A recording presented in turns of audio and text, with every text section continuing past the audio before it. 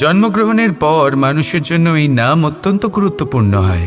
মাতা, পিতা, পুরোহিত সকলেই সেই অক্ষর খুঁজতে শুরু করেন যা দিয়ে আপনার নাম শুরু হবে। কিন্তু নাম আর রাশি এক হয়ে গেলেই কি সব কিছু ঠিক হয়ে যায়? কখনোই নয়, কারণ আপনার কর্মই হলো সব থেকে গুরুত্বপূর্ণ, আর কিছুই নয়। দেখুন, এই নিয়তিও আপনার কর্ম অনুযায়ী আপনার ভবিষ্যৎ সুনিশ্চিত করেন।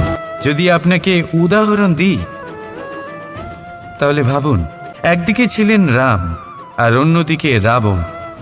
দুজনেরই নাম শুরু হয় র দিয়ে, কিন্তু একজন পেলেন এক ভয়ানক পরিণতি আর অন্যজন সমগ্র সংসারের মনে চিরস্মরণীয় হলেন।